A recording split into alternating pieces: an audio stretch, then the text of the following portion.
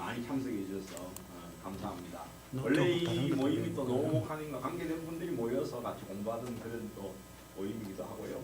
우리 노목하님 감사합니다. 이렇게 와주셔서 강의 시작하도록 하겠습니다. 특별히 소개해드리겠습니다. 역시 서울이 좋기는 좋은 것 같아요. 서울이 아니고 이제 지방에 있으면은 뭐 저를 찾아오는 사람도 별로 없고 또 대화가 되는 사람이 없어요. 그리고 제가 좀 다른 사람들이 안 믿는 또 엉뚱한 소리를 가끔 하고 하니까 목사들부터 다 도망을 가버리고 저 곁에는 제 집사람 혼자 있습니다. 놀랍게도 제일 말이 안 통한 사람들이 목회자들이에요.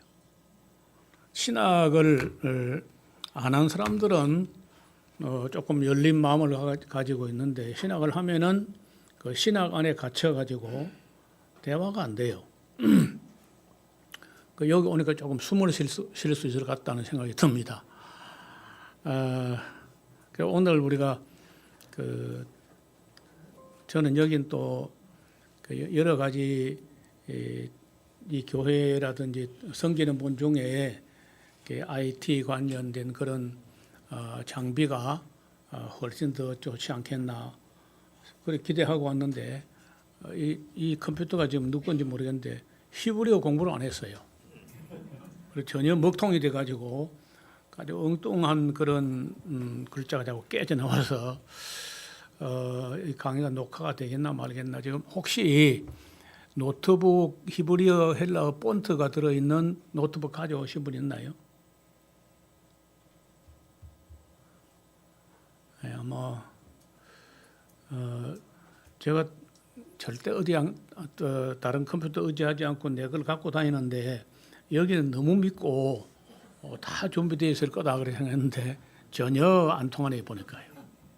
깔면 안 될까요? 예? 깔면 안 될까요? 컨트롤? 그 지금 깔아봤으면 좋겠는데 깔아도 지금 인식을 못하네요. 자동 인식이 되는데 원래. 그래 하여튼 뭐 이야기 시작을 일단 해 보려고 하는데 왜 오늘 우리가 창세기 이야기를 시작하는가? 여러분들은 뭐 저를 안 지가 오래됐지만 저는 여러분 여기 이 모임에 제가 처음 왔기 때문에 저는 어디 가서든지 이야기를 하면은 일단은 창세기부터 합니다. 그리고 이제 여러분들 다녀오신 게 최근에 다녀왔으면은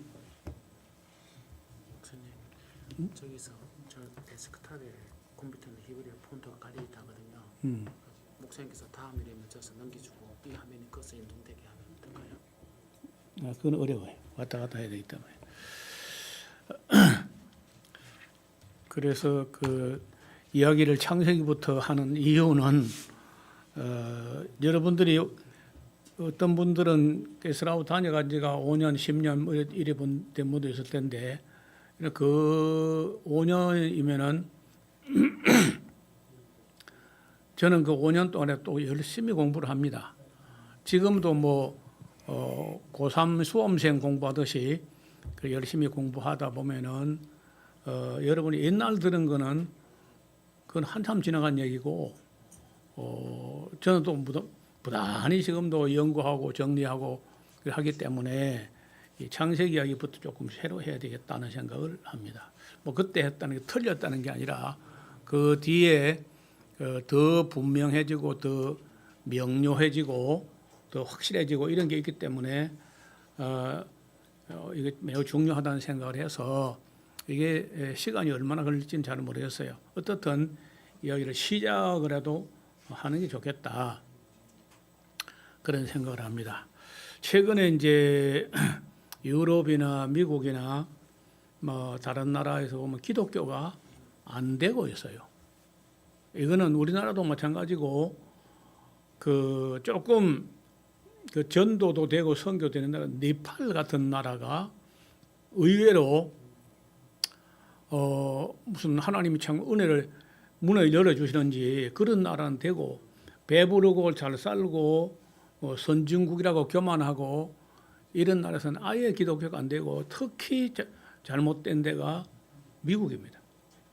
유럽은 없어져 버렸으니까 뭐 말할 것도 없고, 여러분 미국의 그 기독교인 모습이 뭐냐? 지금 트럼프가 하는 그런 모습이야. 그러니까 아주 고약한 기독교, 보수 꼴통 기독교, 말이 안 통하는 기독교, 돈밖에 모르는 기독교, 이게 미국 기독교예요. 그러니까 하나도 배울 게 없어요.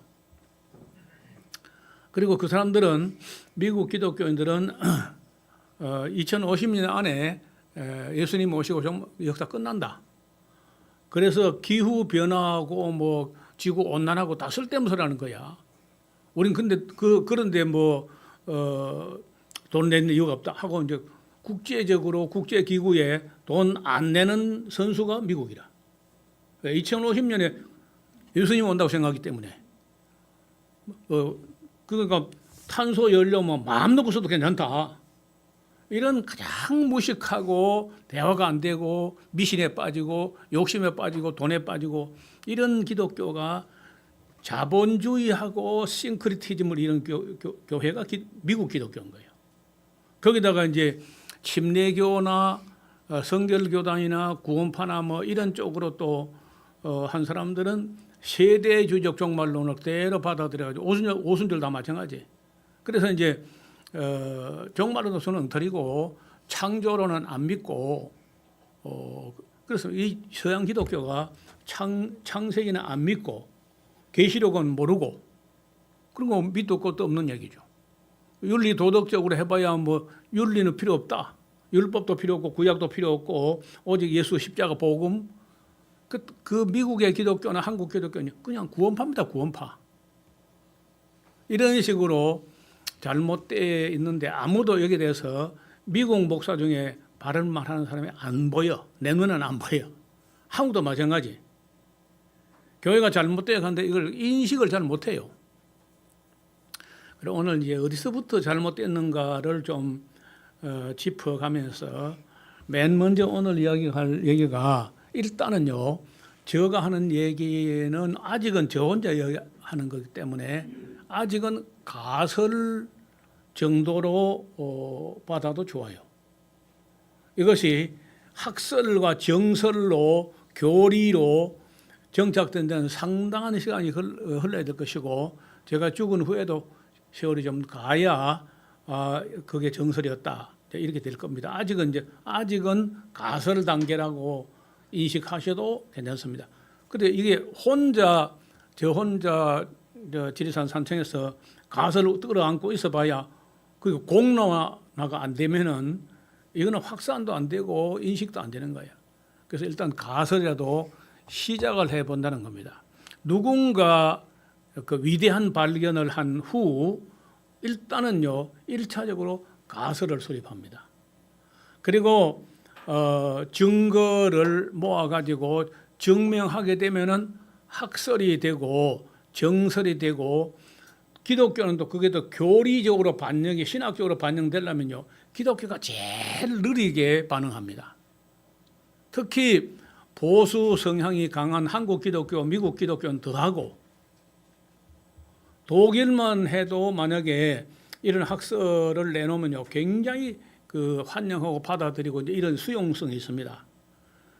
여러분 독일에서는 알프레드 리첼 학파 이런 사람들은요 원죄도 안 믿고 삼위일체도 안 믿고 동정녀 탄생도 안 믿고 부활도 안 믿고 휴거 재림도 안 믿어요. 그래도 그 사람 보고 이단이라 안 한다니까. 그게 옳다는 게 아니라 그렇게 학문의 자유가 있어. 그래서 연구한 사람은요 마음껏 발표해라. 판단은 우리가 한다. 그리고 어떤 성실히 연구해가지고 발표하는 걸 두고 이단하고 어쩌고 그런 말 안 해요. 그런 학문의 자유는 우리가 조금 부러운 면도 있습니다. 반면에 그렇게 하면 또 위험하기도 해요. 그러나 학문이 발전하려면 끝없이 연구하고 또 가설 수립하고 증거를 찾고 이렇게 하는 과정이 필요한데 오늘도 이제 그런 하나의 단초를 시작하는데 제가 얼마나 이 문제에 가지고 충격을 받았냐면은 그 늙음하게 책을 썼습니다. 지금 오늘 하는 이 이야기를 이야기 때문에 창세기 주해라고 하는 책을 썼을 정도로 충격이었어요. 만약에 아무런 의문도 없고 질문도 없고 고민도 없고 그런 사회는요 발전하지 않습니다. 여러분 제가 나이가 내일 모레 80이고 경상도 영감탱이고 그래서 저는 보수 꼴통 그런 거 싫어. 약간 진보적이고 그리고 개혁적입니다. 아닌 거는요 이거는 아니다 하면요 가차없이 잘라냅니다. 아무리 뭐 선배가 어떻고 전통이 어떻고 해도 아니다 하면 그냥 잘라냅니다. 그래서 그 개혁적이고 조금 진보적이고 그런 입장인데 감안하시고 들어주시면 좋겠습니다. 여러분 우리가 교회에서 보통 이게 지금 이 히브리어가 나와야 되는데 이렇게 깨져 나옵니다. 이 폰트가 셋업이 안 되니까 우리는 보통 이제 교회에서 배울 때 하나님이 맨 먼저 빛을 만드셨다 이런 식으로 배우고 가르치고 또 그래 인식하고 뭐 그거 무슨 잘못이 있느냐 그렇게 그냥 다 공감하고 있지만은 어느 날 제가 보니까 아닌 거예요. 이게 잘못된 거라. 빛을 맨 먼저 만드신 거 아니야. 여러분 창세기 1장 1절 한번 펴봐요.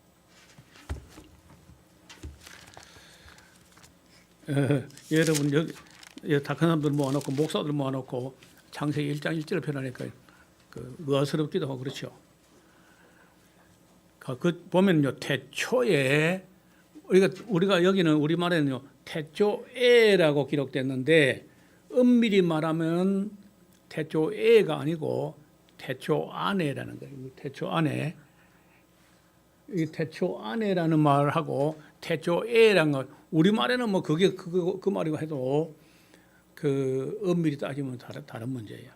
그래서 그 히브리어로 하면요 레시트 뿌라고 하는 건 전치사인데 뭐뭐 안에 영어로 번역하면 in the beginning. beginning이라는 게 시점이 아니고 불특정 기간이야. 그래서 in the beginning, 뿌레시트, 태초 안에 이렇게 여기 정확한 표현인 거예요. 이러면 아침 안에 아침이 오는지 몰라 길이가. 그처럼 이 태초라는 것도 우리말 개념은 태초에 하면요 마치 시점 같아. 태초에는 아주 짧은 시점처럼 이렇게 표현되는데 그 히브리어가 말하는 인 혹은 뿌 하는 그 말은 어떤 기간이야. 기간. 시점이 아니고 기간. 시점은 아주 짧은 순간이고 기간은요. 시간이라는 것은 어떤 기간 할 때는 시작이 있고 끝이 있는데 그때는요. 시간 개념이 들어오기 그 이전이야. 좀 어려운 얘기인데 시간 개념이라는 것은 어떤 사물이 여기 A라는 사물이 있고 또 이때 B라는 사물이 있으면요, 거기에 이제 이 사물과 사물 사이에 공간이 생깁니다. 공간에서 또 이 사물에서 다른 사물까지 옮겨가는 공간에 이동하는 시간이 개념이 들어오려면요, 지구가 자전을 해야 저녁이 되고 아침이 되고 시간 개념이 들어오는 거예요. 그 이전 시간 개념이 들어오기 이전 다시 한번 지구가 자전과 공전을 하게 그 이전이 있었다는 거예요.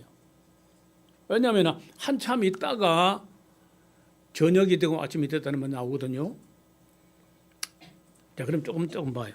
태초에 언제? 태초에 누가? 하나님이 무엇을? 하늘과 땅을. 여기 우리는 그냥 천지라고 이렇게 했는데 그 히브리어는 한테 붙은 단어가 아니고 하늘 따로 땅 따로예요. 하늘과 땅을 창조하셨다. 2절 봐요. 땅을 창조했기 때문에 땅이 있는 겁니다. 땅이 있지만은 아직은 질서가 안 잡혀가지고 혼돈했다. 혼돈하고 공허하며 토후하고 뽀후하고 이렇게 혼돈하고 공허하다. 아예 내용물이 없어요. 땅만 있을 뿐이지. 흑암이 깜깜한 흑암이 깊음 위에 있고 하나님의 신은 성령이죠. 수면에 운행하셨다. 수면이란 말은요, 물이 있다는 말이죠. 물이 없는데 수면이 안 나오잖아요. 땅도 있고 물도 있었어요. 수면에 운행하시니라.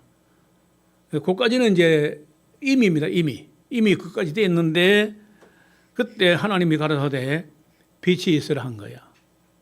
자, 그러면 다시 물어보겠습니다. 그 땅이 먼저요, 빛이 먼저요? 응? 그러니까 땅이 먼저라고 그렇죠? 땅이 먼저 지금 받았는데 그 땅이 만들어진 후에 빛을 만들 때까지는 시간 개념 이전이라는 거예요. 왜냐하면 빛을 만들어 가지고 빛이 한 곳에 고정되어 있을 때 지구가 돌기 시작해야 저녁이 되고 아침이 되면서 시간 개념이 들어오는 거예요.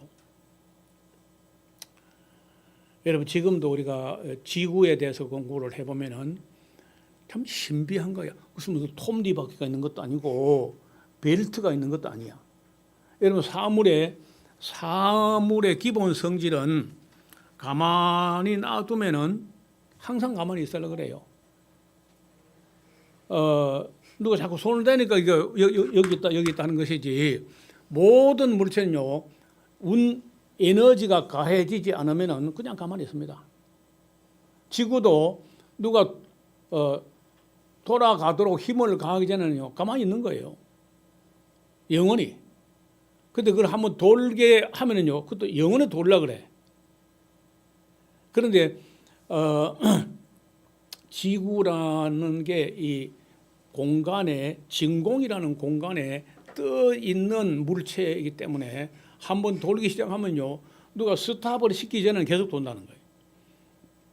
근데 한 번은 누군가가 시동을 걸어야 돼, 돌게. 그 돌면서 저녁이 되면 아침이 되는 건데 그때부터 이제 시간이 들어오거든요. 그러니까 빛을 만들 그 이전은요, 시간 개념 이전이라는 거예요. 그 기간을 태초 안에라고 설정을 하면은 그 기간이 얼마인지 몰라요. 측정도 안 되고 알 수도 없어요. 우리 교회는요, 에스라 성경 종합 시험이 있는데 그 창세기 문제 중에 지구 나이는 몇 살이냐 하는 문제가 나와요. 정답이 뭐냐? 모른다예요. 모른다고 쓰면 점수가 나와요. 안다 하면 책임을 져야 돼. 여러분 지금 창조과학자가 자꾸 실수를 하는 게 지구가 6천 년 됐다 이런 소리 하니까 제가 욕을 먹는 거야. 아무 근거 없습니다. 만약에 아담서부터 그 생명연대, 생물연대는 한 6천 년 정도, 그럼 크게 틀린 거 아니야. 근데 지구는 다른 문제예요. 지구 나이하고 아담 나이하고 같은 나이가 아니야. 그런 것도 우리가 좀 더 연구하고 공부 정리했다면은 그런 그 과학자들에게 지탄받는 그런 유사과학, 사이비과학 그런 소리 안 듣는 건데 그 창조과학이 가끔은요 답답할 정도로 엉뚱한 소리 많이 해. 많은 자료도 갖고 있고 정보도 갖고 있고 그러면서도 기본 신학과 기본 철학이 안 돼 있다고. 그러니까 이런 문제는 앞으로 조심해야 되겠는데요. 그래서 단 5분만 하면은 빛이 문제가 아니고 땅 하늘들. 근데 사실 이게 그 히브리어는 우리 언어하고도 달라 가지고 우리는요 단수 복수가 우리는 분명하게 할 수 있어요. 잘 안 쓰는데 그런데 이제 표기하면 확실합니다. 우리말은요. 그런데 히브리어는 그게 또 달라요. 히브리어는 그 I am 하는 임이라고 하는 전미사가 붙을 때는 복수일 때 임이고 복수가 아니라도 한 단수라도 크면 임이야. 그건 참 애매한 문법이야. 그 바다라든지 하늘 좀 크잖아요. 그러니까 물론 뭐 바다도 여러 개라고 뭐 5대양이라고 해서 그렇게 할 수 있지만 그런 개념 오기 전에 바다도 복성이고 하늘도 복성이에요. 크면은 무조건. 하나님도 물론 뭐 하나님이 삼위가 계시니까 그렇게 할 수 있는지 모르지만은 하나님도 엘로힘 끝머리에 임이 돼 있다고. 그 외에도 히브리어는 무조건 큰 거는 복수형 의미를 갖다 붙인다는 거예요. 그래서 어떠면요 하늘들과 땅을 창조하셨다고 할 수 있는데 하늘들과 뭐 하늘과 해도 돼. 하늘들. 우리말에는 하늘들 하면 이상했는데 히브리 사람들은 복수형 의미가 붙어 있다는 거예요. 땅을 창조하셨다. 땅은 혼돈하고 공허하고 흑암이 깊음에 있었다. 그런데 하나님의 신이 수면에 물이 있었다는 거예요. 그러니까 땅은요 물하고 함께 창조되었다고 봐야 돼.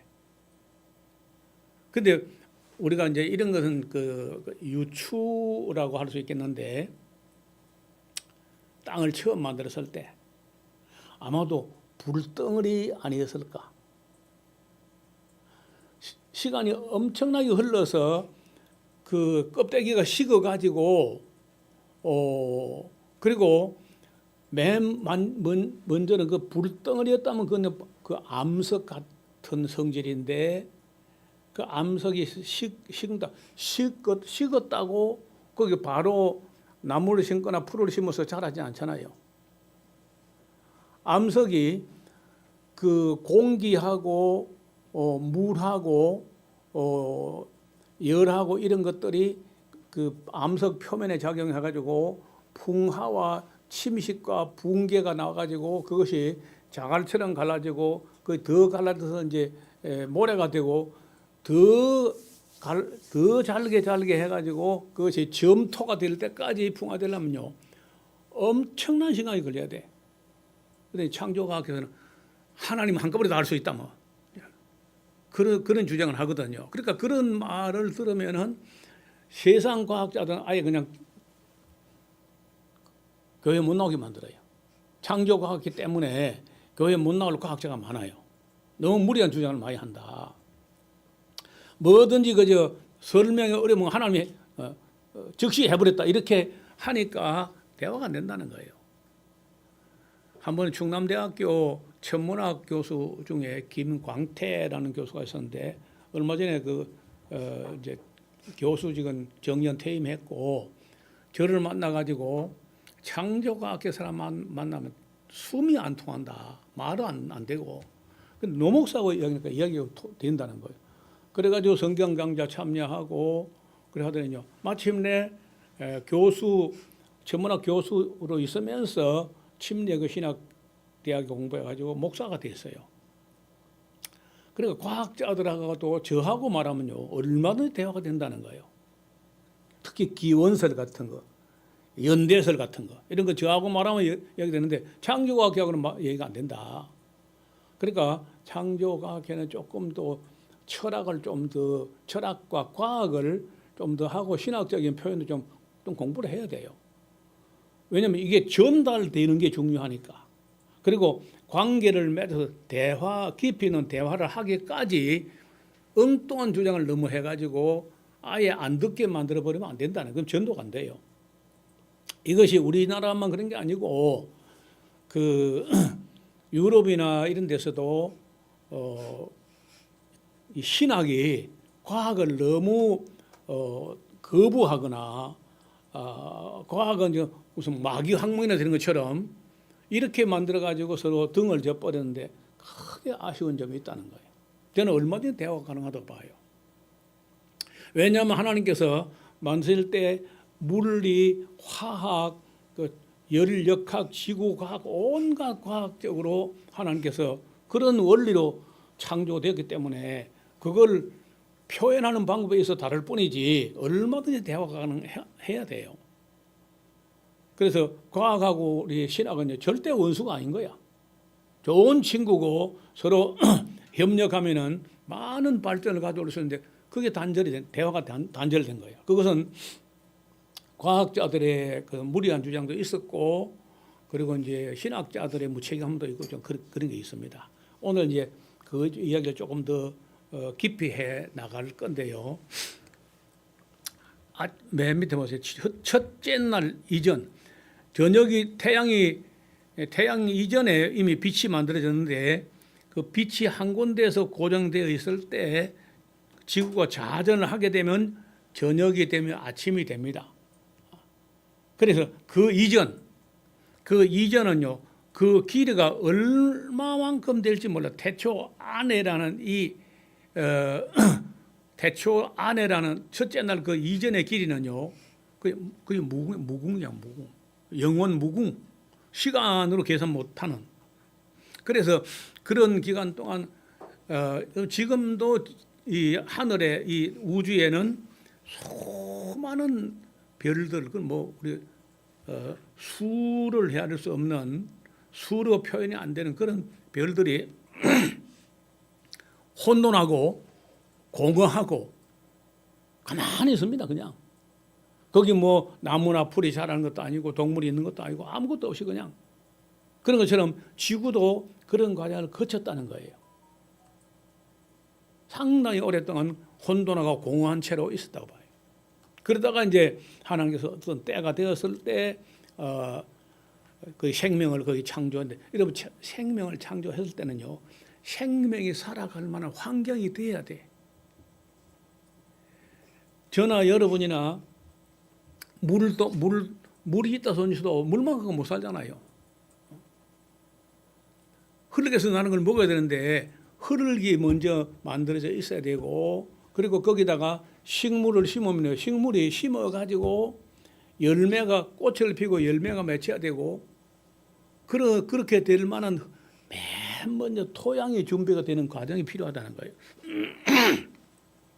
그래서 그 기간이 얼마나 길었는지 우리가 모른다고 말하면요, 과학자들이 전혀 문제 안 삼습니다. 모른다는데 안다니까 문제를 삼는 거지. 우리가 모른다 그러면요, 과학자들은 얼마나 대화가 가능하다 그럼.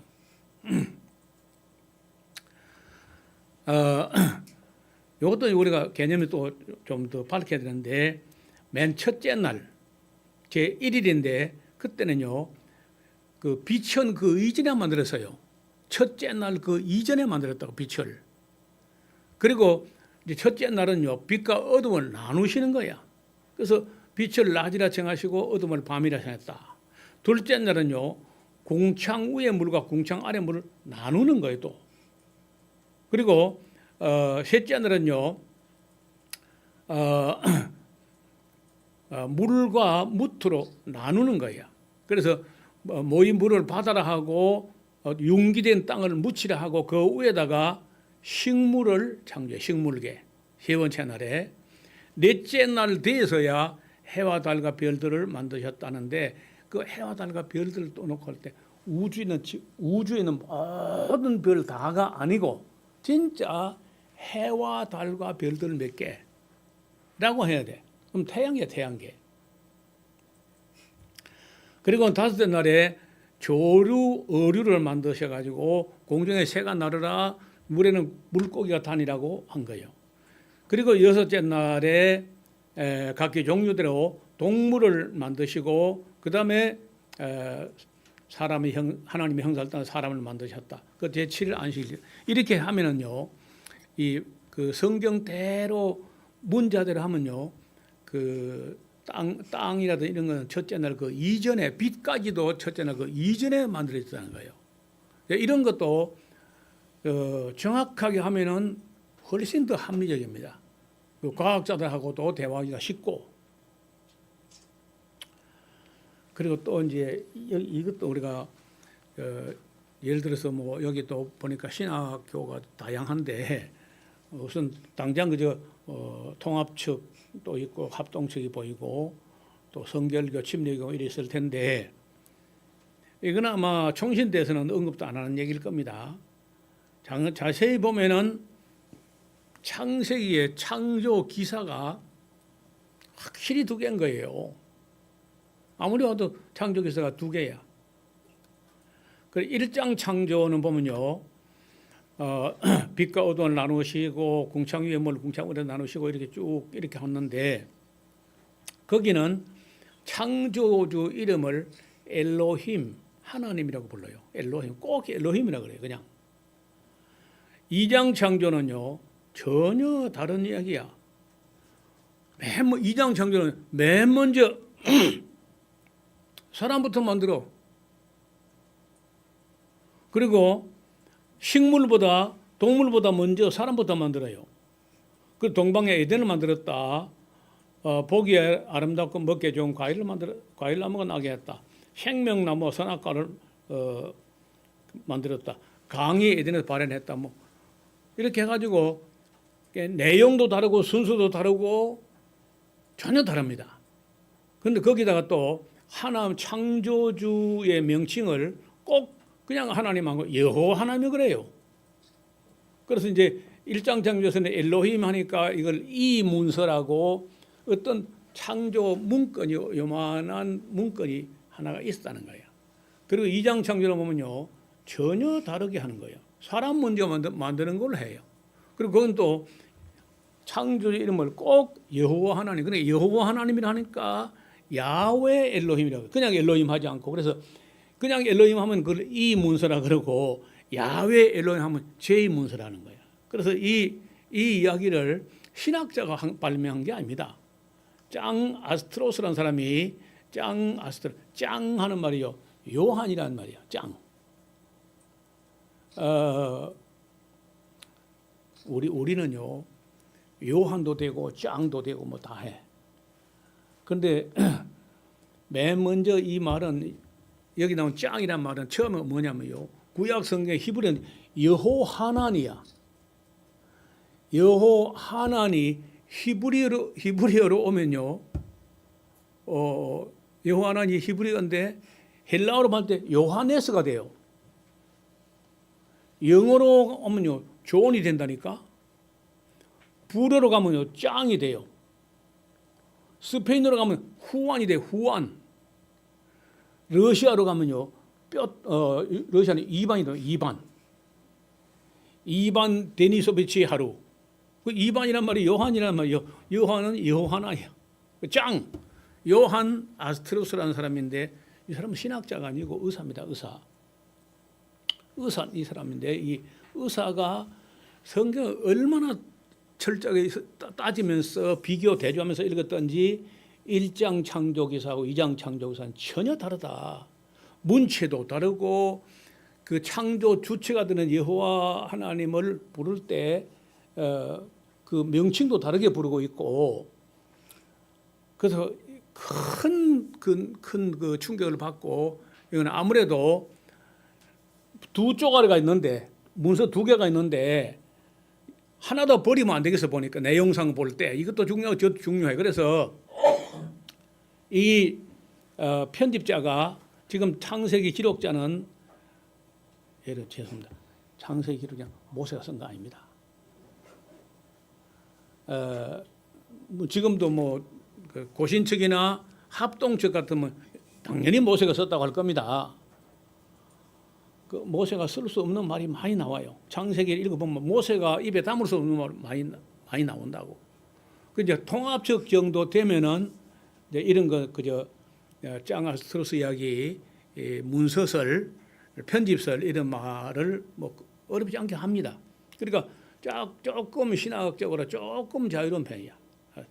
총신대, 고신대보다는 조금 이제 통합지 조금 자유로운데 감신대 뭐 한신대는 뭐 마음 놓고 이야기하는 그런 입장이고 그래서 여러분 그 통합적 공부를 하셨어도 창세기 공부를 또 한 사람 많지 않아요. 학교에서 막 안 가르치는 거죠. 그래서 자기 스스로 알아서 공부를 해야 되는데 어떻든 이 이름을 알아놓으면 좋겠어요. 짱아스트로스.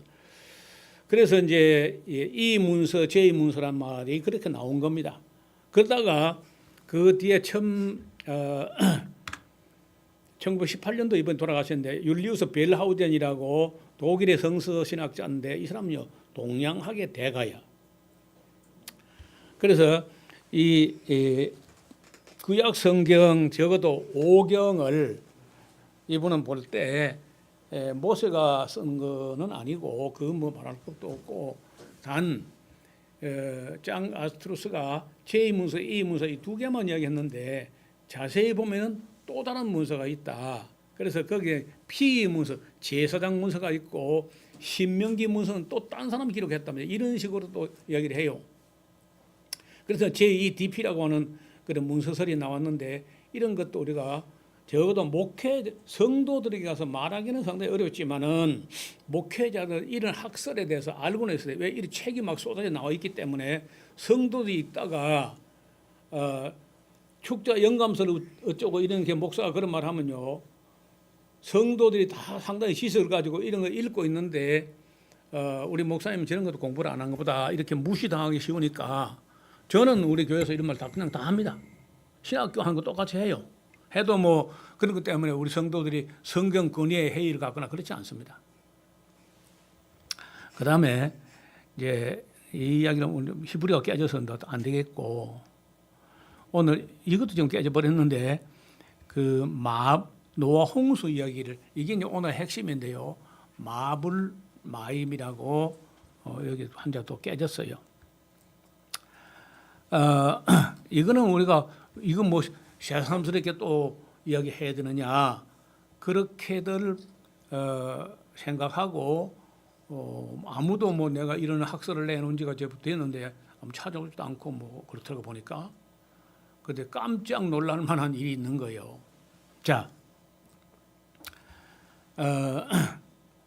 그 뭐 방주가 정말 이렇게 생겼는지는 저도 안 봤으니까 몰라요. 그런데 창조과학회가 정리한 걸 보면은 그때 그 크기가 양 한 마리 크기 정도의 동물을 32,000마리 정도는 실을 수 있는 용적이었다. 그 방주 크기가 32,500마리 정도는 실을 수 있다. 양 크기로 평균을 해가지고 큰 거는 뭐 코끼리, 작은 거는 뭐 생쥐 뭐 이렇게 하면은 양 크기가 한 중간 정도 되겠는데 그런 거 32,000마리 정도 태울 수 있는 용적이다 이제 이런 말을 합니다.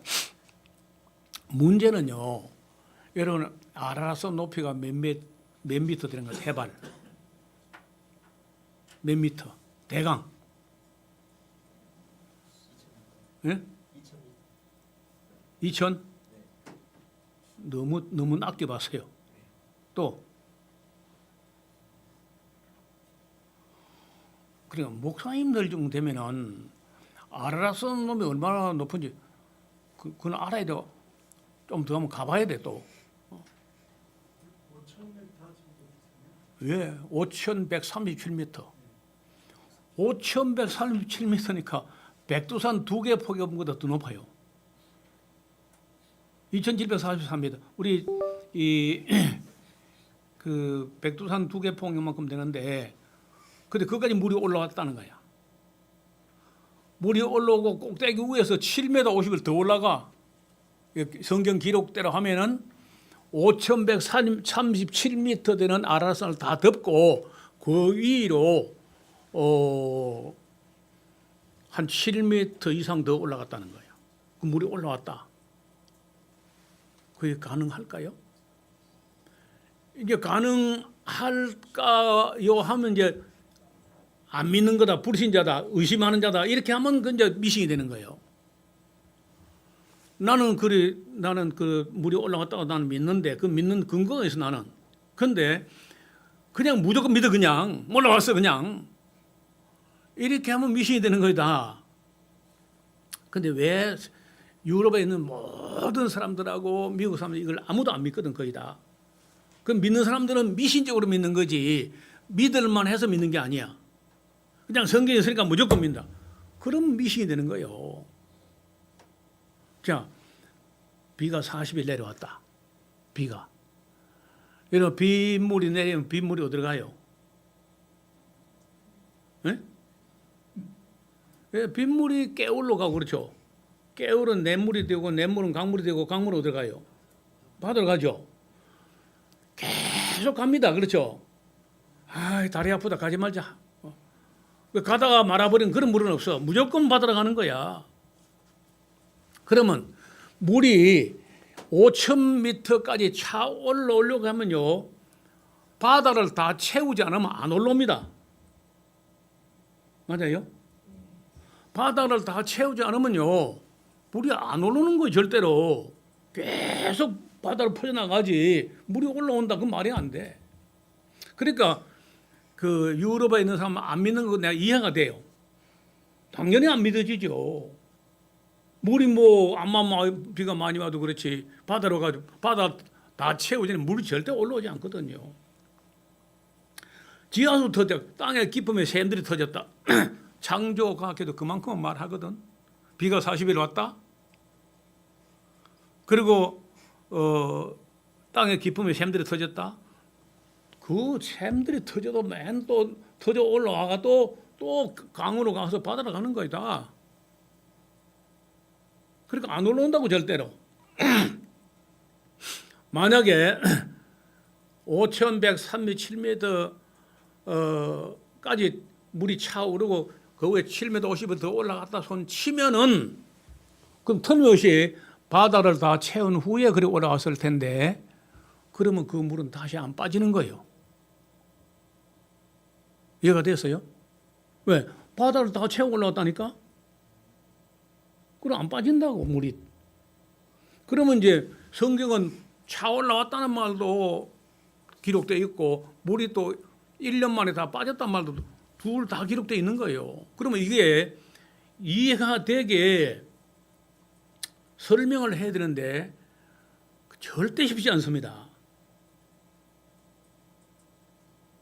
그래서 이제 설명할 수 없고 이해가 안 되고 물리과학적으로 말이 안 되면 유럽 사람은 안 믿습니다. 아리스토텔레스의 세례받은 사람들은요 절대 안 믿습니다. 그런 거. 그래서 그래 이래 가지고 교회가 그걸 설명을 못 하니까 그냥 종교적 경제 그 안에 무슨 그 교훈만 믿으면 되지 그걸 문자들은 믿을 필요가 없다. 이렇게 하는 게 서양의 기독교. 아리스토텔레스의 합리주의에 세례받은 사람들은요 절대 그런 거 안 믿습니다. 그리고 안 믿는 걸 가지고 해봐야 말도 안 믿는데 그걸 설명할 목사는 없는 거예요. 그러면요 그냥 창세기 그냥 그래 창세기는 그냥 신하고 설하다. 왜? 그런 홍수 설화가요 기독교만 있는 게 아니고 모든 종교 바벨론 신화, 페르시아 신화, 로마 신화 막 신화에 다 있는 거예요. 홍수 설화 같은 게 한 200가지가 넘게 있어 온 세상에. 그래 다 있는 거. 그러니까 뭐 성경도 별것도 아니다. 이래가지고 성경에 홍수 노아 홍수 심판 이런 거는 거기에 뭐 어떤 교훈만 믿으면 되는 것이지 실제 물이 올라갔다가 믿을 필요가 없다. 이런 식으로 하고 넘어가 버린다니까 그걸 누가 믿겠냐고 처리들은 아무도 안 믿는 거지. 그래서 유럽 사람들이 기독교를 다 때려치운 건요. 그야말로 계몽주의가 나오고 장꼬대하는 기독교인들이 예수 꿈을 꾸고 있는데 그 이성의 빛을 비춰가지고 잠을 깨워라. 그게 계몽주의야. 그러니까 유럽 사람들이 창세기 안 믿습니다. 다 설하고 그 길가메시 서사시라고 하는 그런 신화를 가지고 표절한 거다. 종교를 만들기 위해서 그렇게 만들어낸 꾸며낸 이야기에 불과하다는 거예요. 거기에 대해서 교회가 아무 반박도 못하고 그냥 넘어가고 있어요. 자, 이걸 설명 못하면요, 내가 볼 때는 창세기부터 계시록 아무것도 설명 안 돼. 종말도 설명 안 되고 아무것도 안 돼. 그래서 이 문제, 다시 말하면 이 노아 홍수 문제, 이거는요 너무 중요한 문제이기 때문에 저는 내 자신이 안 믿어지면요 남에게 설명하기가 참 꺼려져. 나도 잘 안 믿으면서.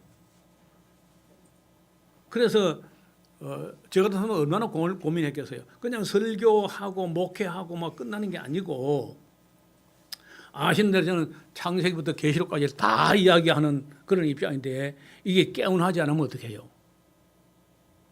굉장히 저한테는 큰 숙제였어요. 그런데 저는 이거 다 믿거든요. 물이 차고 나왔다는 것 말도 설명할 수 있도록 믿고 또 물이 빠진 것도 설명할 수 있어야 돼. 그 얘기를 오늘 이제 하자는 거예요. 자, 이제 그 지금까지 성경에 있는 것만 읽어서 이해가 안 되고 해소가 안 되는 문제가 한두 가지가 아니고 이렇게 많아요. 첫째, 빗물이 하늘에서 빗방울 내려와 가지고 5,137m까지 올라올 수 있는가? 지하수가 산으로 지하수가 터져나오고 자꾸 위로 산으로 올라갈 수 있겠는가? 또 있어요. 여러분 지금 우리나라 같으면 보통 그 지하 300m, 500m 정도 그런 정도 땅 속에서 석탄이 나와요. 그 석탄은 어떻게 만들어진 거야? 석탄. 여러분 그 만약에 우리가 이 지표면에서 깊이 1km, 1000m를 파내려 가면은 거기 지온이 얼마나 될까요? 요새 뭐 지열 난방 이런 것도 하는데 지하 1000m쯤 내려가면은 지온이 땅 속에 열기가 얼마큼 될까요? 대강.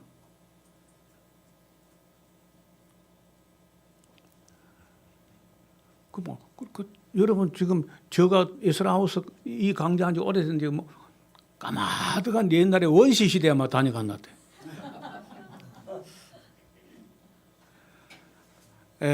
한 40도에서 한 45도 정도입니다.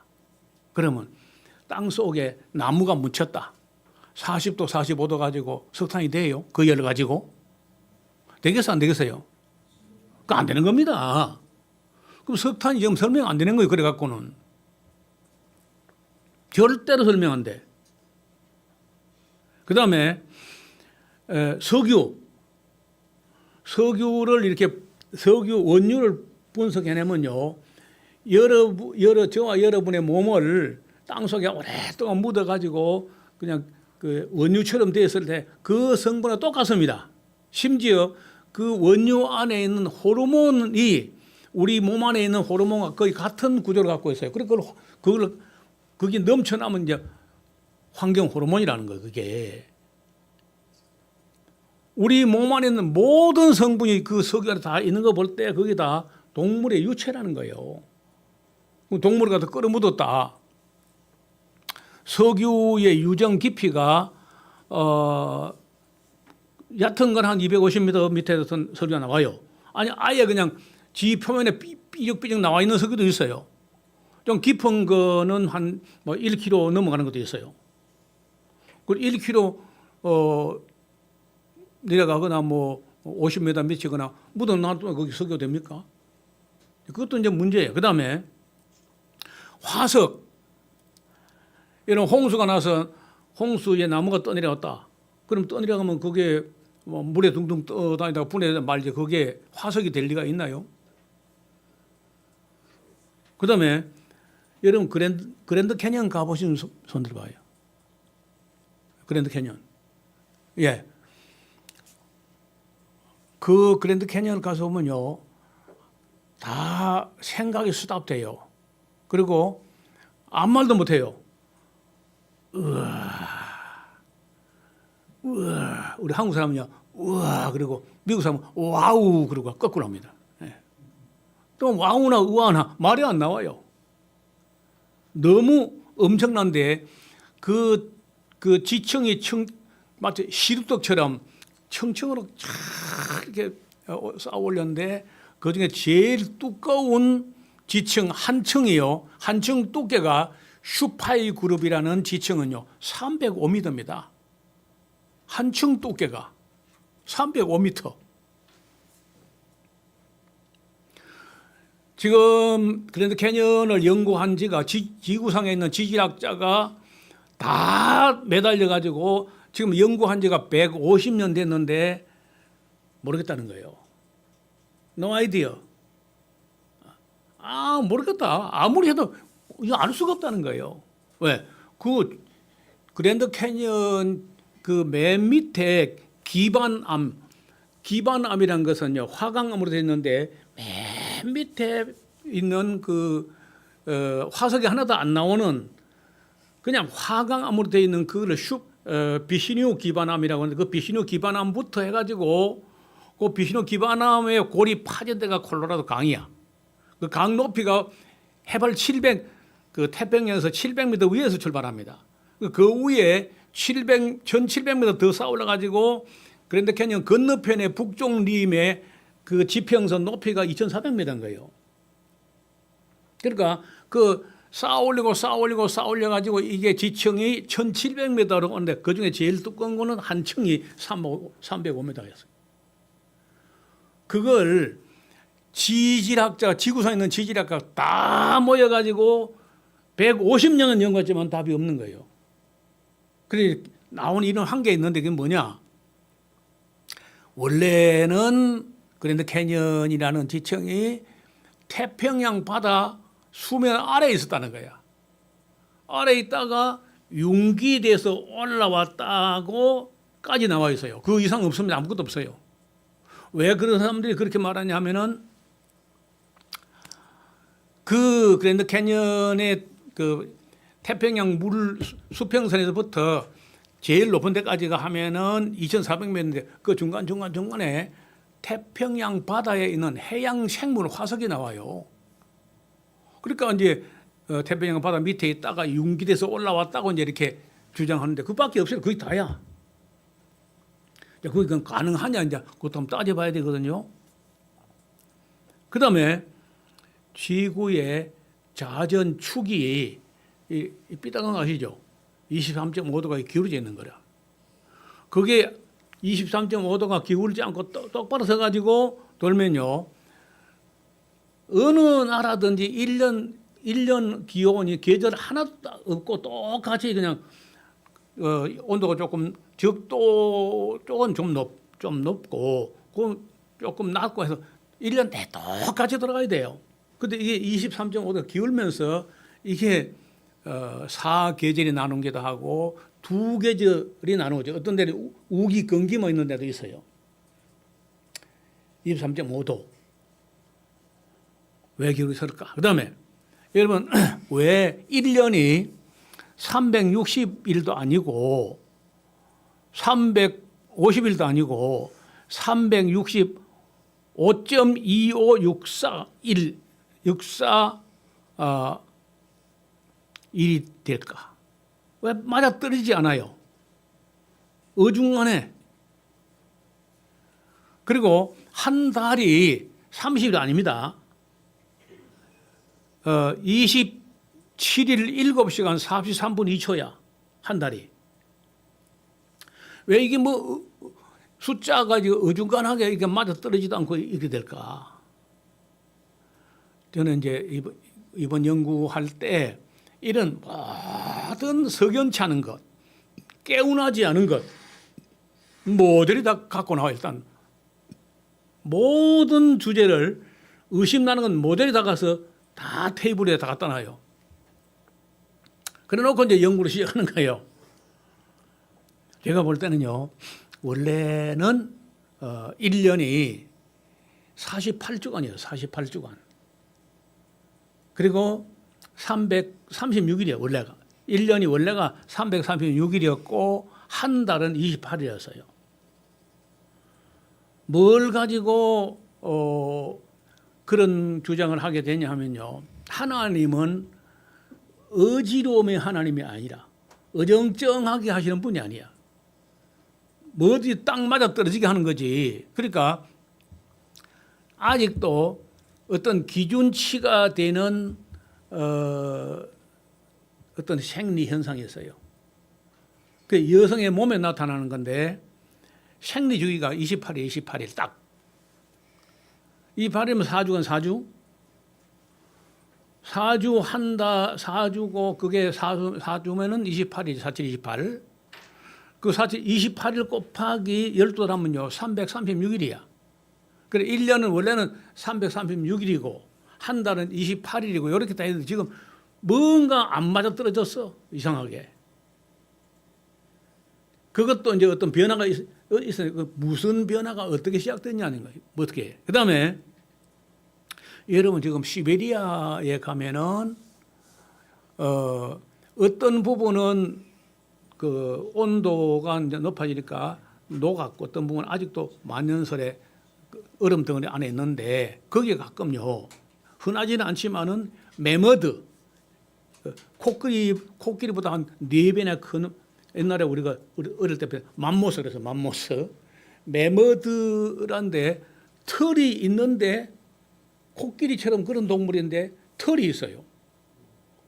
그런데 어떻게 죽었는지 갑자기 죽었는데 그 배를 갈라가지고 그 위를 이리 헤쳐보면 그게 우리나라 제주도 지역에 사는 식물, 아열대 식물, 우리 소화되지 않은 채 있는 거예요. 아열대 식물이. 그 시베리아는 없는 거예요, 그게. 지금 현재 시베리아에 그 사는 생물에는 그런 식물이 없어. 그 어떻게 된 거냐. 그래서 그걸 개썰매 끄는 사람들이 그 고기를 잘라가지고 개 간식 주고 하거든, 지금도. 그 뭐 잘못됐다는 거야. 뭐 큰 변동이 있었다는 거죠. 그 다음에 빙하기. 우리가 그 킨스 빙기, 민델 빙기, 비름 빙기, 뭐 간빙기 해가지고 뭐 빙기가 뭐 어쩌고 저쩌고 막 지질학자, 지구과학자들이 어마어마한 기관을 설정하고 뭐 이런 소리를 하는데 그 빙하기가 있었던 건 사실이야. 근데 그 빙하기도 왜 생겼을까? 그 다음에 달을 오늘 이제 우리 이야기의 핵심인데요. 달을 보면은 달은 희한하게 생긴 게 달은요 하루에 공전 한 번, 자전 한 번을 해요. 자전 한 번 할 때 공전 한 번 해요. 그건 희한한 별이야. 자전 한 번이 공전 한 번이야. 그런데 항상 이렇게 지구를 보고 지구를 얼마나 사랑하는지요. 지구를 보고 눈을 못 떼요. 항상 지구를 바라보고 공전하면서도 항상 지구를 바라보고 있기 때문에 한 번 이게 공전 한 번 하면 그 자체가 자전도 한 번 되는 거야. 그래서 우리가 보는 달은요, 영원히 같은 얼굴만 뒷꼭지는 한 번도 못 보고 맨날 첫날 그 개소나무 한 그루 토끼 한 마리. 늘 보는 그 달을 그 면만 보고 그 뒷꼭지는 한 번도 보여준 적이 없어요.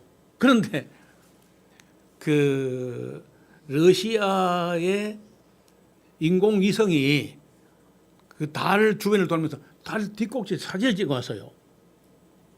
얼마 전에 중국서도 위성을 보내가지고 달 뒷꼭지 사진을 찍어왔습니다. 아직은 우리는 그 정도는 안 되고요. 달 뒷꼭지 사진 찍은 거야. 깜짝 놀. 제가 오늘 이야기 시작은요. 이 긴 이야기를 달 뒷꼭지 사진을 보면서 거기서 영감인지 육감인지 몰라요. 깜짝 놀라면서 내가 그렇게 풀지 못했던 부분이 다 그냥 한 달 안에 다 풀어져 가지고 창세기 주해서를 쓸 정도로 충격이었어요. 달 뒷꼭지. 전혀 다릅니다. 달 뒷꼭지의 사진을 보면요. 깜짝 놀랄 정도로 다르다는 거예요. 왜 다른가? 왜? 그리고 또 지구, 달만 보지 말고 달 본과 동시에 제가 부산 샤론계 그 김성근 목사에게다가 부탁을 해가지고 산청에는 지구본을 살만한 데가 없다. 그래서 부산에 어디 과학교재실에 가면은 구할 수 있는데 했더니 유명한 건 사왔더라고요. 지금은 뭐 그거 아니라도 이거 인터넷이 안 되니까 참 답답한데 그 구글 어스를 이렇게 잡아 돌려보면요 지구를 뺑 돌려 한번 볼 수 있거든요. 이렇게 깜짝 놀라는 게요 지구도 앞면이 있고요 뒷면이 있어요. 이봐요 구형으로 둥그런데 앞면 뒷면 어디 있냐? 앞면은 눈도 있고 코도 있고 다 있어요. 그런데 뒷면은요 눈도 코도 없고 아무것도 물만 가득해. 그래서 달하고 지구가 너무 닮은 꼴이야.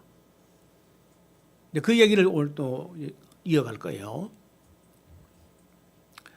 여러분 지금 우리 지구상에는요, 그 염호, 보통 호수는 그 담수입니다. 담수, 맹물이야. 그런데 놀랍게도 높은 데 있을수록 염호가 많아요. 여러분 그 터키의 아라라산 밑에 가면은 반이라는 VAN이라고 하는 반이라는 호수가 있어요. 해발 1,700m에 있는데 염호입니다. 그리고 그 호수 안에는요 청어가 있어요. 바다 어류인 청어가 있어요. 우린 그 청어 고기도 먹어봤는데. 그리고 그 너머에 그 아라산 너머로 해가지고 이란 쪽으로 가면요 해발 1,400m 되는데 우르미아 호수라는 큰 호수가 있는데 염호입니다. 염분이 너무 높아가지고 아마 물고기가 살기 어렵지 않겠나. 그 호수가에 뭐 사람만 하거나 황소만 하거나 송아지만 하거나 뭐 이런 바위들이 있는데 그 바위에 소금물이 튀어가지고 바위에 소금꽃이 하게 양털처럼 피어 있어요. 염호예요. 해발 6,000m 정도 되는 호수가 있는데 염호야. 일단 나중에 그 호수, 염호로 되어 있는 호수를 제가 다 보여드리겠습니다. 어떻게 거기 해발 6,000m가 되는데 염호가 있는가?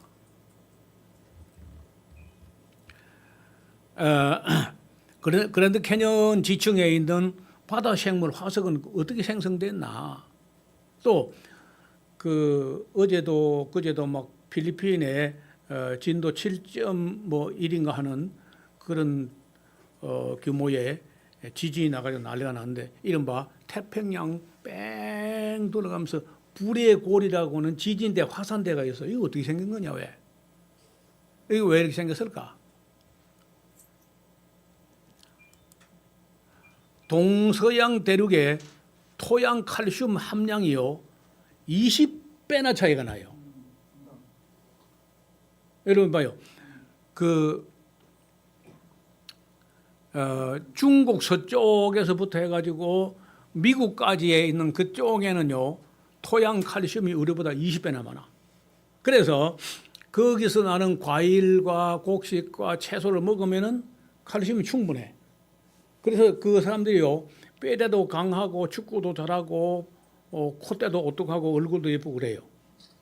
그런데 우리는 토양 칼슘이 너무 모자라기 때문에 토양에 칼슘이 모자라면 우리가 식물에도 칼슘이 모자랍니다. 그래서 한국 사람이 다 보면 전부 다 똑같아. 얼굴이 반방하나 얼굴에 감자 같거나 그냥 다 그래요. 코도 있는 동 마는 동 하다가 막 생기다 말아버리고 그냥 다 감자 같아. 감자 아니면 찐빵이다 다. 그래 그게 종자가 나쁜 게 종자는 다 남종자고 노화종자인데 토양에 칼슘이 없어 그래요. 왜 그렇게 됐을까? 왜 우리하고 토양 칼슘이 20배 우리가 20분의 1밖에 안 돼요. 그런데 요즘 애들은요 키도 조금 더 크고 또 콧대도 좀 예쁘게 생기고 뭐 조금 다르죠. 왜냐면 그 하다못해 우유를 챙겨 먹어서라도 칼슘을 조금 보충하니까 조금 이렇게 개선이 되는 거야. 그다음에 계절에 변화가 생기는 이유, 화성 궤도 나중에 볼 텐데 화성이 돌고 있는 궤도하고 목성이 돌고 있는 궤도 사이가 뻥 떠 있어 한 칸이. 엉뚱하게 떠 있는 그 가운데 반드시 별이 하나 더 있어야 돼 배치가. 그 태양으로부터 수금지화 목토 천해 명랑할 때 그때 그 등비 수열로 이렇게 하는데 거기만 이상하게 뻥 뜬 거야. 거기가 화성 목성 사이 궤도. 이것도 문제인데 이것도 다 풀어줘야 돼요. 더 놀란 것은요 해발 8,848m 히말라야 에베레스트 산 그 산에 바다 생물 화석이 나와요. 어떻게 된 거지? 8,000m 넘는데 어떻게 거기에 바다 생물 화석이 나오냐? 네, 그다음에 인간의 수명이 홍수 이후에 왜 600세, 처음에 950세에다가 노아가 950세, 셈이 600세, 그다음에 400세, 380세, 175세, 210세, 175세, 184세, 120세, 110세, 다윗은 70세. 왜 갑자기 이렇게 16대 만에 950세에서 70세로 떨어지느냐? 왜? 이 모든 문제가 전부 창세기하고 관계 있는 거예요. 창세기하고. 왜 자꾸 생물 종이 줄어드느냐? 여러분 만약에 진화론이 사실이라면요, 다양한 생물이 자꾸 더 많이 나와야 돼. 시간이 많이 갔으니까. 근데 더 줄어듭니다. 우리 어릴 때 보던 그런 생물이 많이 사라졌어요. 잠자리만 해도 여러 가지가 있었는데 지금 뭐 고추잠자리 외에는 아무것도 없어. 거의 없어요. 또 얼마 전에 제가 알아보니까 남극 대륙 얼음 밑에 석탄층이 있다는 거예요. 누가 그 얼음 밑에 석탄을 갖다 집어넣어놨어? 어떻게 된 거예요? 이거 다 궁금해. 여러분 그런 궁금하면 잠을 어떻게 잡니까? 알아봐야지. 이거 한두 가지도 아니고. 그다음에 그 오스텔 살라드 호수가 해발 6,390m 고지대에 있는데 염호. 어떻게 된 거야? 또 이 볼리비아의 우유니 소금 호수라고 호수에 물은 날아가 버리고 소금만 남아가지고 소금 사막이 돼서 소금 호수가 됐어요. 그다음에 터키 아라스카 아까 얘기했죠. 반호수의 청어 문제라든지 우리 지금 경상도 고성에 가면요. 얼마 전에 가서 지금 이따 사진 볼 텐데 사진 제가 찍어왔어요. 일부러. 그때문에 일부러 갔었어요. 공룡 발자국이 있는데 그 바로 옆에 깎아지는 절벽이 쫙 수백 층이 쌓여 있어요. 석회석 단층이. 바닷물이 찰람찰람하는 그런 지역에서 공룡 화석 발자국이 쭉 있는데 그 옆에서 한 20m 이 두께 이렇게 되는 그 암석층이 수백 층이 쌓여 있는 거예요. 그걸 보고 너무 충격을 받은 나머지 제가 이 강의 올라가기 전에 내가 사진을 찍으러 갔습니다. 그리고 석탄층은 그 5억 년이 넘었다고 이렇게 주장하는데 거기서 인간이 만든 쇠로 된 냄비가 나오는 거예요. 사람 얼굴 같은 그런 인공 구조물이 나와요. 5억 년이 넘었다고 하는 지층에서. 그건 이제 큰일이거든요. 그러면요. 그다음에 내륙 지방, 그 바닷가가 아니고 완전 내륙에 들어와서 지층에서 아모나이트, 그 고동이든지 바다 고동이든지 조개처럼 생겼는데 이렇게 돼 있어요. 그런 화석이 나온다는 거예요. 내륙에서. 자, 그래서 그 진화론자들은 지금의 변화되는 속도로 똑같은 과정, 동일 과정으로 거쳐왔다고 보고라는 가정이 들어있는데 그 말이 안 된다는 거예요. 자, 제가 지금 해소되지 않는 문제, 지금까지 여러 가지 학설을 다 종합해도 결코 해결되지 않는 문제 30몇 가지를 제가 이거 많이 더 있어요. 더 있는 어떻든 눈에 얼른 더 보이고 여러분도 말하면 다 알만한 것들이 이렇게 많이 있는데 이거 하나도 해석이 안 되거든요. 그런데 제가 성경을 보니까 창세기를 보는데 이게요 하루아침에 여기 31가지가 다 해결됐다. 그래서 다 해결된 걸 가지고 어떻게 해소되느냐, 어떻게 이해되느냐 한 걸 갖다 쓴 책에 제가 쓴 책 창세기 주해서라는 거예요.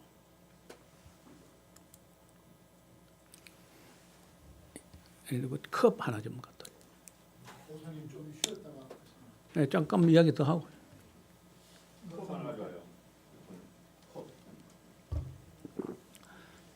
목사님 앞에 13번 그 설명이 빠진 거다.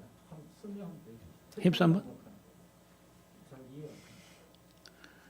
태평양에는 왜 육지가 없는가? 태평양 바다를 말한 거다. 예. 태평양 지구의 아까 구글 어서 돌려보면요. 그 태평양 반대편에는 육지가 꽉 차 있어요. 그런데 태평양은 아무것도 없잖아요. 그냥 물만 있어, 물만 이렇게. 바다 밑에 사람 있잖아. 그건 아닙니까? 그러니까 바다 밑에 말고 육지가 왜 없냐는 거예요. 밑에 있지 물론. 우리가 태평양 하면 바다를 말하는 아 그러니까 바다에 그거 바다를 뭐를 크게 만들어. 남태평양 지도 있습니다.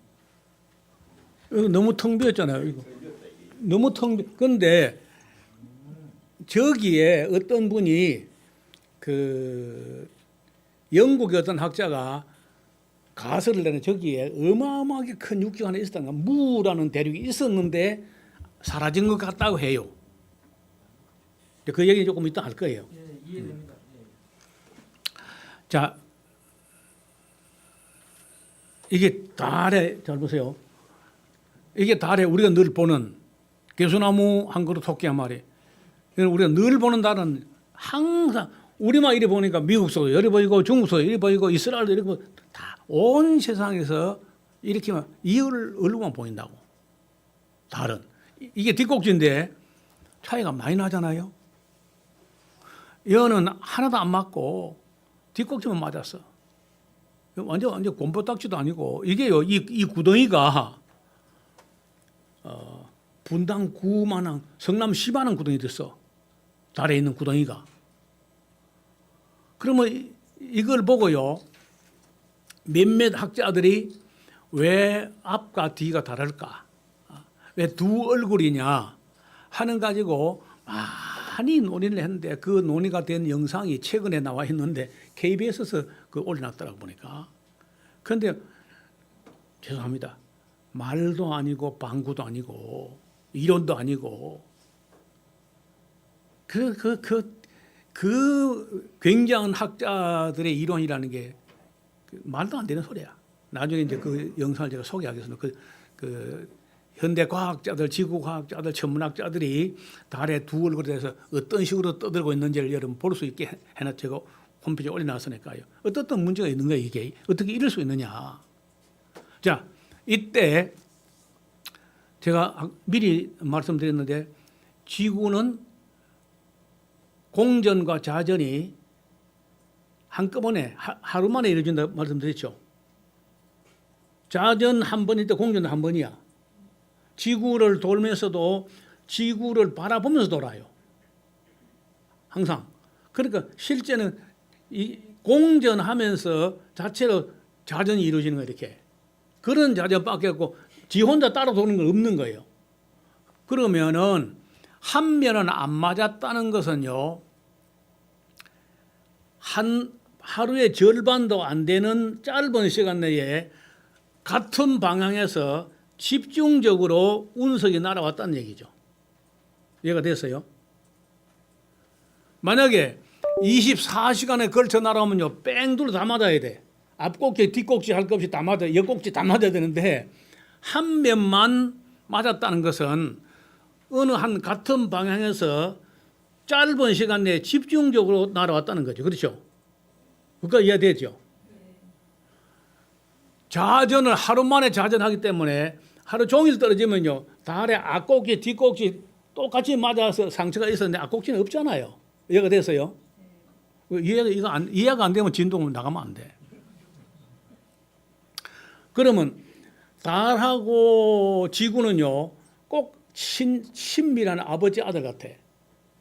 그런데 얼굴이 지구는요. 달에 비해서 16배나 커요.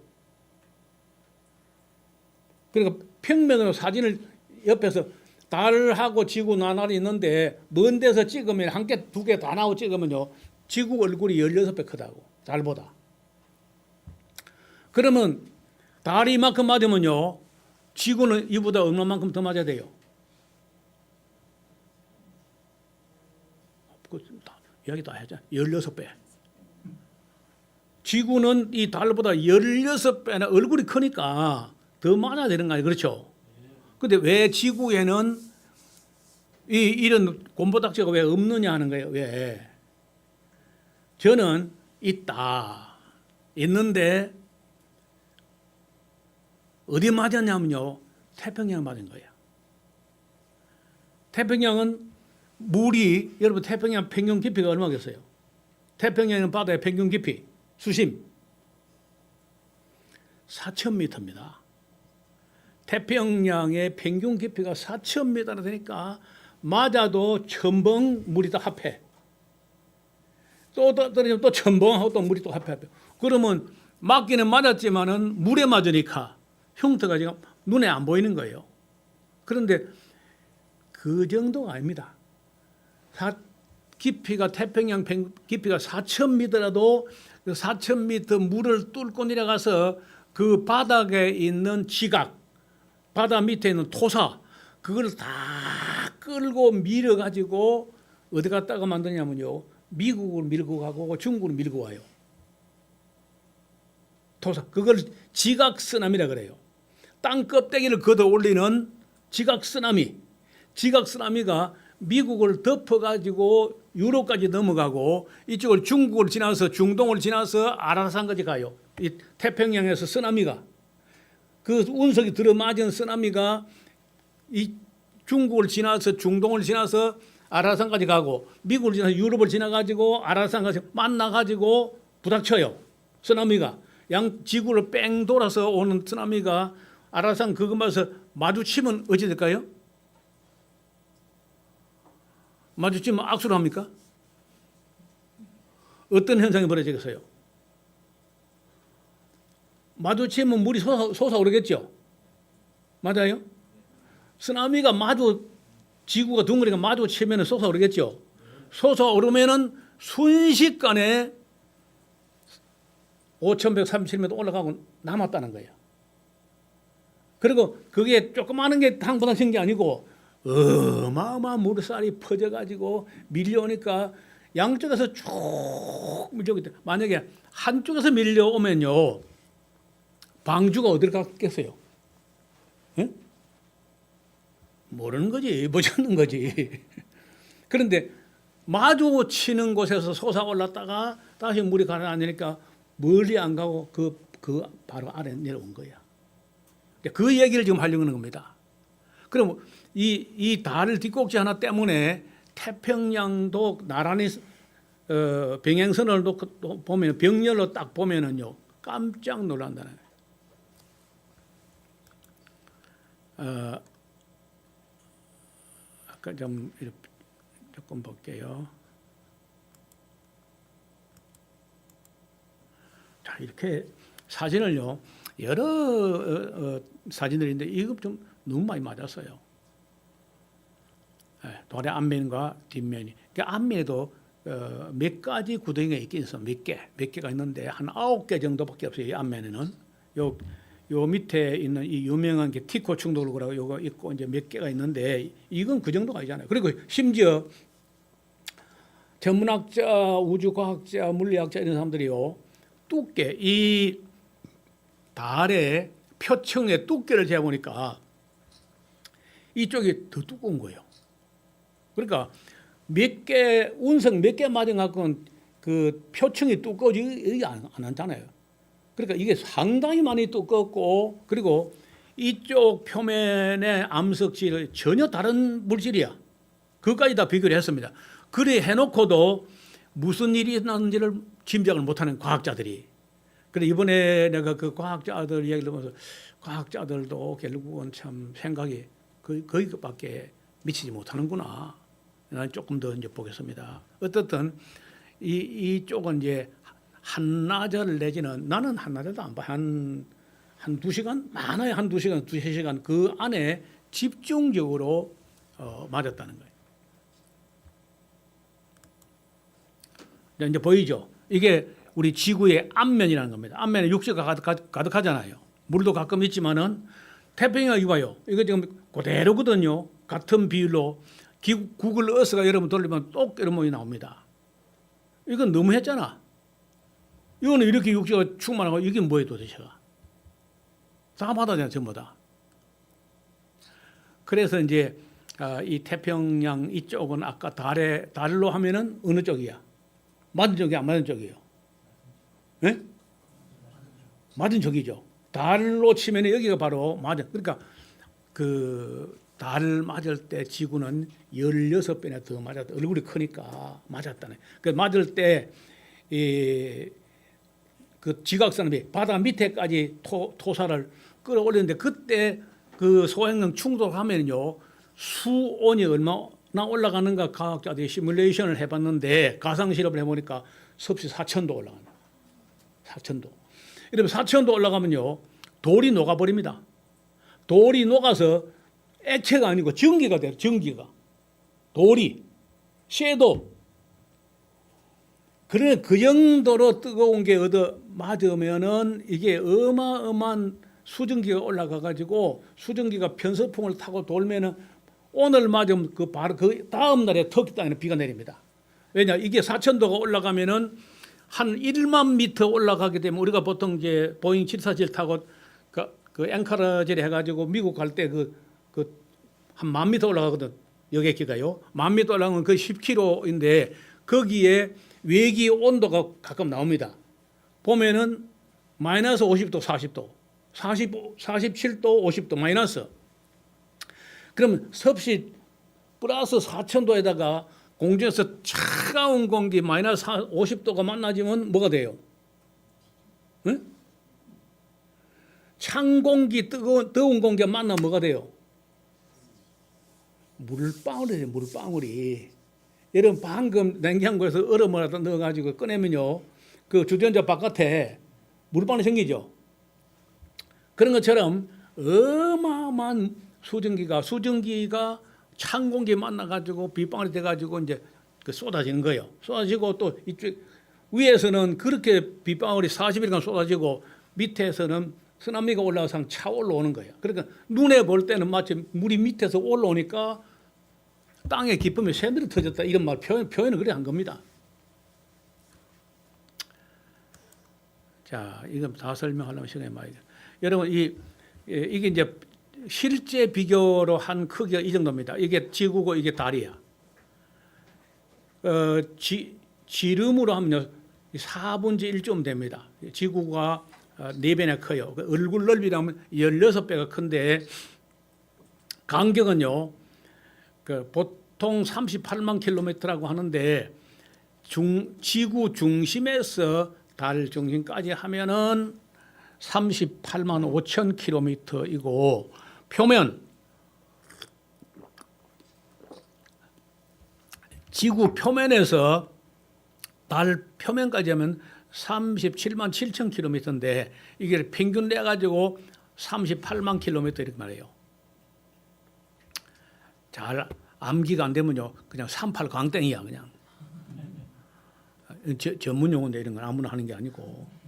그러면 안 잊어버리죠 이제 38 광땡이다. 38만 킬로미터.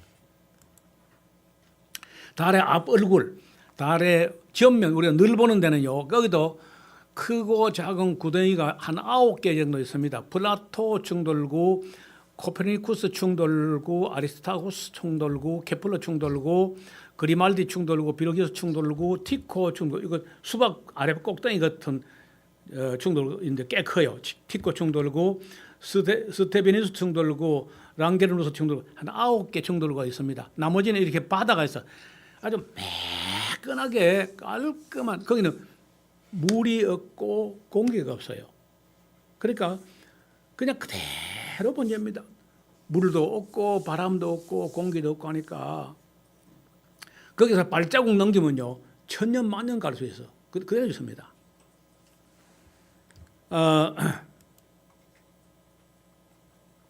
처음에 그 달 표면에 있는 여러 가지 구덩이를 보고 화산의 흔적이다 이렇게들 하다가 미국의 지질학자 그로버 K 길버트라는 학자가 아닌 것 같다는 거야. 이건 전혀 화산 구덩이 같지가 않고 모양이 다르다. 해가지고 그때부터 외부로부터 어떤 운석이 날아서 충돌 구덩이다. 이렇게 이제 이론이 조금 달라지게 됩니다. 말씀을 드렸고요. 자, 이런 식으로 돼서 이 화산 구덩이 전혀 다르죠. 뭔가가 이제 외부로부터 와서 화산은 내부에서 튀어나온 게 화산이고 이 운석 충돌구는 외부에서 날아온 거야. 외부에서 날아와서 이런 구덩이를 파인다. 요 아무것도 충돌하지 않은 곳, 마치 맨질맨질한 바다 같은 이 앞 얼굴에 이런 게 많아요. 이건 요거죠. 1969년도 7월 20일 저녁 8시 17분 40초에 닐 암스트롱이 달에 첫 발자국을 남긴 겁니다. 지금 가면 이 모양 대로 보존되어 있습니다. 바람이 없고 비가 안 오니까 물도 없고.